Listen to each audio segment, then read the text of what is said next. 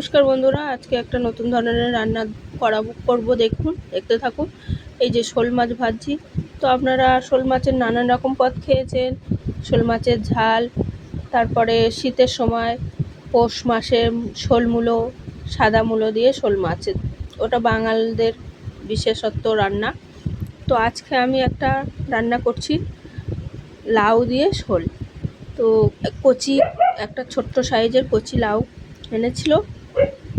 তো এখন তো খুব গরম, তো গরমে মাছের ঝাল খাচ্ছি না, তাই জন্য এই কচি লাউটা দিয়ে শোল মাছ দিয়ে আজকে ঝোল করব কাঁচা লঙ্কা দিয়ে। দেখতে থাকুন আপনারা বন্ধুরা। খুব ভালো করে শোল মাছটা ভেজে নিয়েছি। ওই তেলের মধ্যে 5 ফোড়ন দেব একটু,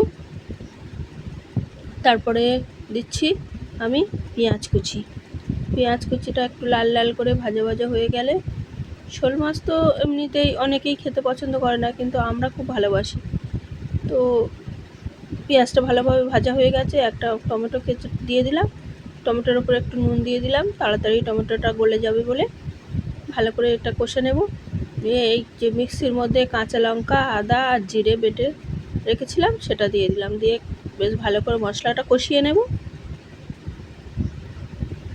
একটু হলুদ গুঁড়ো দিয়ে দিলাম। লঙ্কা গুঁড়ো একেবারেই দেবো না, কারণ কাঁচা লঙ্কা তো আমি বেটে নিয়েইছি জিরের সাথে।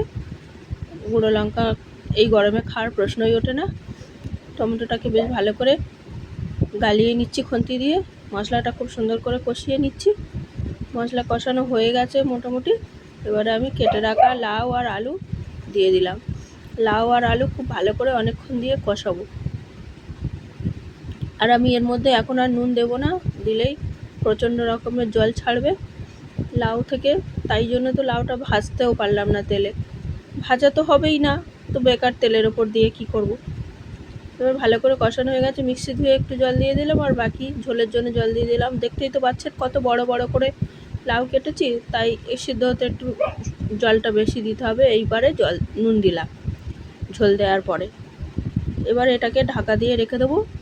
মোটামুটি লাউ আলু সিদ্ধ হয়ে এলে, এই যে দেখুন ঝোল ফুটছে, একটু দেখে নেব লাউ আলু কতটা সিদ্ধ হলো। লাউ ভালোভাবে সিদ্ধ হয়ে গেছে। এবার ভাজা মাছগুলো দিয়ে দেবো। ভাজা মাছগুলো দিয়ে আর একটু ঢাকা দিয়ে দেবো, আর কিছুক্ষণ ফুটবে যাক, না হলে তো তরকারি টেস্ট হবে না। তো ঢাকা দিয়ে রেখে দিলাম আর অনেকক্ষণ।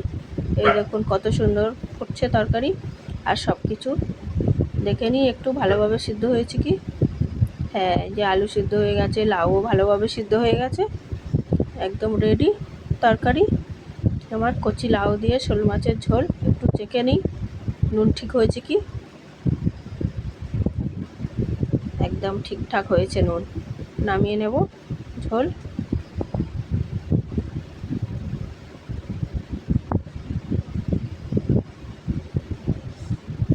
এই যে 1 গামলি তরকারি করেছি, দেখুন বন্ধুরা